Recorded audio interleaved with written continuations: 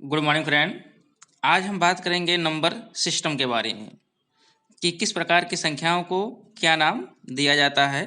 तो स्टार्ट करते हैं। पहला, प्राकृतिक संख्याएं किसे कहते हैं? Natural number. तो प्राकृतिक संख्याएं वे संख्याएं हैं जिससे वस्तुओं की गिनती की जाती है। प्रकृति में कोई वस्तु एक है, दो है, तीन है, 100 है, इसकी गिनती जो की जाती है वो प्राकृतिक संख्याओं के रूप में किया जाता है, जिसे हम लोग प्राकृतिक संख्या कहते हैं। एग्जाम्पल के रूप में 1, 2, 3, 4, 5, 6 लेके 100, 2000, 50,000 तक जितनी भी संख्याएं होती हैं सभी प्राकृतिक संख्याएं कहलाती हैं, नेचुरल नंबर कहलाती हैं। जबकि इसमें जो है प्राकृतिक संख्याओं में जीरो या ऋणात्मक संख्याएं प्राकृतिक संख्याएं नहीं होती हैं। आप ध्यान से देखिए, यहाँ पे जीरो हो चाहे ऋण 1, ऋण 2, ऋण 3, इन सभी संख्याओं को प्राकृतिक संख्याएं नहीं कहलाएंगी। केवल जो धनात्मक हो या फिर संख्या में हो 1, 2, 3, 4, यही संख्याएं प्राकृतिक संख्याएं कहलाती हैं। आगे बात करते हैं पूर्ण संख्याएं, होल नंबर की, कि प्राकृतिक संख्याओं के समूह में यदि जीरो को भी शामिल कर लिया जाए तो पूर्ण संख्याओं का समूह कहलाता है। तो जो प्राकृतिक संख्याएं हैं सिर्फ इसमें जीरो अगर जोड़ दें, ऐड कर दें, तो ये कैसी संख्याएं कहलाएंगी? पूर्ण संख्याएं कहलाएंगी, होल नंबर कहलाती हैं। आगे बात करते हैं पूर्णांक संख्याओं की, इंटीजर्स नंबर की। तो पूर्ण संख्याओं को जब धन एवं ऋण में व्यक्त किया जाता है तो पूर्ण संख्याएं कहलाती हैं। जैसे -3, -2, -1, 0, +1, +2, +3, या फिर कहिए और है -3, -2, -1, 0, 1, 2, 3। ये जो सभी संख्याएं जो होती हैं पूर्णांक संख्याएं कहलाती हैं। चाहे धनात्मक हो, जीरो हो, चाहे ऋणात्मक संख्याएं हो, सभी संख्याओं को पूर्णांक संख्याएं कहलाएंगे। लेकिन अगर इसमें ऋणात्मक निकाल दें, जीरो सहित जो धनात्मक संख्याएं हैं ये पूर्ण संख्याएं कहलाती हैं। जबकि अगर जीरो को भी हटा दें, ये जीरो को भी हटा दें, तो संख्याएं 1, 2, 3, 4, 5 जो होती हैं ये प्राकृतिक संख्याएं कहलाती हैं। इसको कैसे समझेंगे और डिटेल में एक चार्ट के माध्यम से आप समझिए। मान लीजिए ये ग्राफ है, इस ग्राफ में आप देखेंगे कि जीरो को समाहित कर लें, 0, +1, +2, +3, +4, +5। तो जो धनात्मक संख्याएं हैं, जो धनात्मक संख्याएं ये प्राकृतिक संख्याएं कहलाएंगी। अगर इन्हीं धनात्मक संख्याओं में या इन्हीं संख्याओं में अगर जीरो को भी ले लिया जाए, ये पूर्ण संख्याएं कहलाएंगी।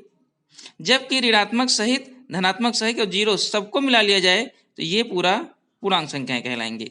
अब ध्यान से देखिए, ये पूरी संख्याएं पूर्णांक संख्याएं हैं, ये पूरी की पूरी पूर्णांक संख्याएं हैं, यहाँ से लेके यहाँ तक ये सब पूर्णांक संख्याएं हैं।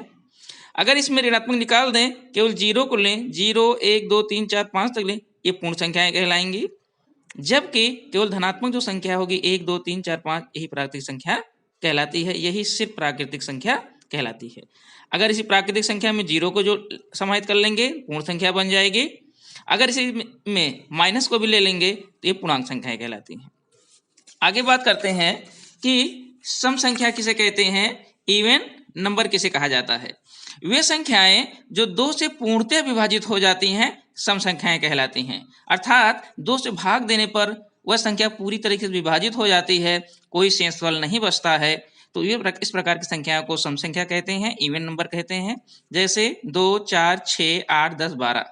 एग्जाम्पल के रूप में अगर हम 8 ले लें और इसमें अगर 2 से भाग करेंगे तो पूरी तरह विभाजित हो जाएगा। 2 चौक 8, देखिए शेषफल 0 आया। तो वे संख्याएं जो 2 से पूर्णतः विभाजित हो जाती हैं सम संख्याएं कहलाती हैं। आगे बात करते हैं विषम संख्याओं की, ऑड नंबर की, जो 2 से पूर्णतः विभाजित ना हो। वे संख्याएं जो 2 से पूर्णतः विभाजित नहीं होती हैं विषम संख्याएं कहलाती हैं। कैसी संख्याएं कहलाएंगी? विषम संख्याएं कहलाती हैं। एग्जाम्पल के रूप में 1, 3, 5, 7, 9, 11, 13, 15, ये सभी संख्याएं विषम संख्याएं कहलाती हैं। कैसे समझेंगे? मान लीजिए इसमें हम 11 ले लिए और इसको 2 से डिवाइड किए। 2 से हम जब डिवाइड करेंगे तो 2 पंचे आएगा 10। अब देखेंगे आप शेषफल कितना बच जा रहा है, 1, पूर्णतः विभाजित नहीं हो रहा है, इसलिए संख्याएं कैसी हैं? विषम संख्याएं हैं। 1, 3, 5, 7, 9, 11, ये सभी संख्याएं कैसी संख्याएं हैं? विषम संख्याएं हैं। आगे बात करते हैं भाज्य संख्या की, कंपोजिट नंबर की। तो वे संख्याएं जो एक और स्वयं के अलावा किसी और संख्या से भी पूर्णतः विभाजित हो जाए भाज्य संख्याएं कहलाती हैं। यहाँ पे जो है हंस पद लगाए हैं, यहाँ पूर्णतः लिखा गया है, पूर्णतः विभाजित हो जाए भाज्य संख्याएं कहलाती हैं। जैसे एग्जाम्पल के रूप में 4, 6, 8, 9, 10, 12, 14। जैसे आप यहाँ देखेंगे कि 4 जो है ये 1 से भी डिवाइड हो जाएगा, 4 से भी डिवाइड हो जाएगा, इसके साथ साथ 2 से भी विभाजित हो जा रहा है। यही कारण है कि जो भाज्य संख्याएं हैं, कंपोजिट नंबर है, वे तो स्वयं 1 से भी होगा और स्वयं के अलावा किसी और संख्या से भी डिवाइड हो जा रहा है। एग्जाम्पल के रूप में जैसे हम बताएं 10 ही ले लीजिए। 10 जो है 1 से भी डिवाइड हो जा रहा है, 1 से और स्वयं से, स्वयं का अर्थात होता है 10 से भी डिवाइड हो जाएगा, और इसके अतिरिक्त ये 2 से भी डिवाइड हो जाएगा और 5 से भी डिवाइड हो जाएगा। तो 1 और स्वयं के अतिरिक्त किसी और संख्या से भी अगर वो विभाजित हो जाती है तो इस प्रकार की संख्याओं को भाज्य संख्याएं, कंपोजिट नंबर कहते हैं। तो यहाँ देखेंगे 1 और स्वयं के अलावा ये संख्या जो है 10, ये 2 और 5 से भी विभाजित हो जाती है, किसी और संख्या से भी पूर्णतया, ध्यान दीजिएगा, पूर्णतया विभाजित हो जाती है, इसलिए संख्या कैसे कहलाती हैं? भाज्य संख्याएं कहलाती हैं, कंपोजिट नंबर कहलाती हैं। अब जो एग्जाम में पूछा जाता है और सबसे जो इम्पोर्टेंट है वो है अभाज्य संख्याएं किसे कहते हैं, प्राइम नंबर किसे कहा जाता है। तो यहाँ आप देखेंगे कि वे संख्याएं जो 1 और स्वयं के अलावा किसी अन्य संख्या से पूर्णतः विभाजित ना हो, अभाज्य संख्याएं कहलाती हैं। अर्थात अभाज्य संख्याएं वे संख्याएं कहलाएंगी जो 1 और स्वयं के अलावा और किसी संख्या से विभाजित ना होती हों। जैसे 2 हो गया, 3 हो गया, 5 हो गया, 7 हो गया, 11, 13, 17, 19। एग्जाम्पल के रूप में आप ले लीजिए, एग्जाम्पल के रूप में 7 या तो 1 से डिवाइड होगा या तो 7 से डिवाइड होगा, और ये किसी संख्या से डिवाइड नहीं हो रहा है, विभाजित नहीं हो रहा है, इसलिए इस प्रकार की संख्या कैसी संख्याएं कहलाएंगी? अभाज्य संख्याएं कहलाती हैं। 17 ले लीजिए, 17 हो गया, 17 या तो 1 से डिवाइड होगा या तो 17 से, तो वे संख्याएं जो 1 और स्वयं के अलावा किसी अन्य संख्या से न डिवाइड होती हो, वही संख्याएं क्या कहलाती हैं? अभाज्य संख्याएं कहलाती हैं, प्राइम नंबर कहलाती हैं। यहाँ कुछ नोट है जो एग्जाम में पूछा जाता है एक कैसी संख्या है, भाज्य है कि अभाज्य है? तो इसका आंसर होगा एक ना तो भाज्य संख्या है और ना ही अभाज्य संख्या है। एक ना तो भाज्य संख्या है ना ही अभाज्य संख्या है। आगे जबकि 2 जो है ये सबसे छोटी सम अभाज्य संख्या है, ये सम संख्या है, चूंकि सम तो है लेकिन साथ ही कैसी संख्या है? अभाज्य संख्याएं हैं, अभाज्य संख्याएं हैं। 2 जो होती है सबसे छोटी अभाज्य संख्या है। यहाँ हम देखेंगे सबसे छोटी अभाज्य संख्या कौन सी है? 2 है। 2 सबसे छोटी अभाज्य संख्या है, 2 सबसे छोटी अभाज्य संख्या है। आगे बात करते हैं सहअभाज्य की।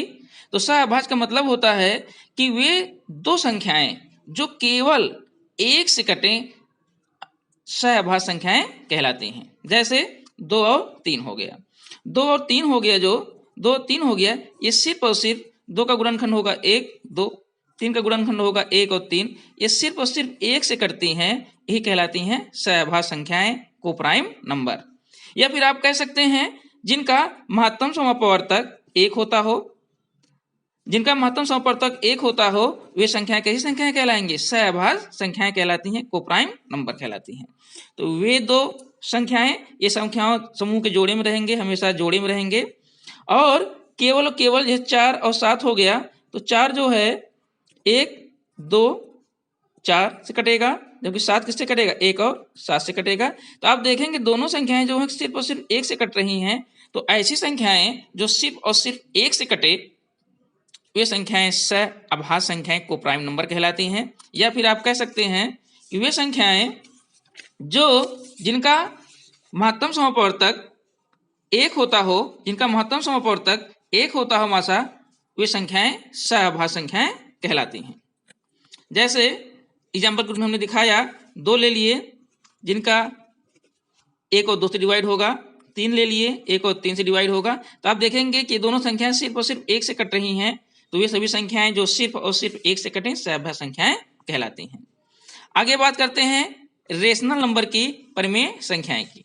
तो परिमेय संख्या किसे कहा जाता है? तो वे संख्याएं जिन्हें P/Q के रूप में व्यक्त किया जाता है, परिमेय संख्या कहलाती है। रेशनल नंबर किसे कहा जाता है? वे संख्याएं जिन्हें P/Q के रूप में व्यक्त किया जाता है, परिमेय संख्या कहलाती है। तथा यहाँ Q का मान 0 के बराबर नहीं होना चाहिए। P/Q के रूप में व्यक्त किया जाता है, लेकिन Q is not equal to 0, Q का मान 0 के बराबर नहीं होना चाहिए। आप एग्जाम्पल के रूप में देखिए, 4/5 कैसी संख्या है? परिमेय संख्या है। 4/12 कैसी संख्या है? परिमेय संख्या है। 4/1 कैसी संख्या है? ये भी परिमेय संख्या है। 5 भी परिमेय संख्या, 36 ये सब संख्याएं कैसी हैं? परिमेय संख्या है, क्योंकि P/Q के रूप में लिखा गया है और Q का मान 0 के बराबर नहीं है। आप यहाँ देखेंगे जो करड़ी में लिखा गया है रूट में 36, जब इस करड़ी से बाहर आएगा तो कितना हो जाएगा? 6, और 6 के नीचे हम 1 लिख सकते हैं, इसके मान में कोई परिवर्तन नहीं आता है। तो इसको भी P/Q के रूप में लिखा गया है, जहाँ Q का मान 0 के बराबर नहीं है, ये भी परिमेय संख्या है। अगर यहाँ बात करें रूट 49/64 की, तो यह बाहर आएगा तो हो जाएगा 7/8, तो ये भी P/Q के रूप में लिखा गया है, जहाँ Q का मान 0 के बराबर नहीं है। 0/11 का मान ये भी 0, ये भी जो है परिमेय संख्या है, 0 है, इसके नीचे हम लोग 1 लिख सकते हैं, ये भी परिमेय संख्या है। आगे बात करते हैं अपरिमेय संख्या की, जहां से एग्जाम में सवाल पूछा जाता है ज्यादातर, जिसे कहते हैं इन रेशनल नंबर। तो वे संख्याएं जो करड़ी से पूर्णतः मुक्त ना हो अपरिमेय संख्या कहलाती है। जैसे रूट 3 जो है जब बाहर आएगा तो दशमलव में करके आएगा, यही कारण है कि यह अपरिमेय संख्या है। रूट 5 ये भी जो है करड़ी से मुक्त नहीं है, ये सभी संख्याएं करड़ी से मुक्त नहीं है, और करड़ी से जैसे ही बाहर आएंगी ये जो है दशमलव में करके चली आएंगी, तो यही कारण है कि ये सभी संख्याएं अपरिमेय संख्या है। ये भी संख्या अपरिमेय संख्या है। और पाई का जो मान है ये डिपेंड करता है कि पाई अगर दिया जाएगा तो पाई एक अपरिमेय संख्या है, लेकिन अगर पाई का मान दिया जाता है 22/7 तो ये परिमेय संख्या है, जबकि पाई क्या है? एक अपरिमेय संख्या है। अगर पाई कहा जाएगा तो एक अपरिमेय संख्या रहेगा, लेकिन अगर पाई का मान 22/7 दे दिया जाए तो ये परिमेय संख्या हो जाता है, क्योंकि P/Q के रूप में लिखा गया है।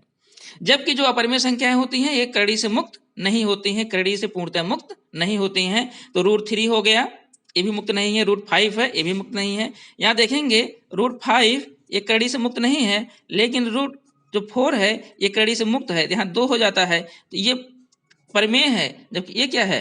अपरिमेय है। ये परिमेय है, जबकि ये क्या है?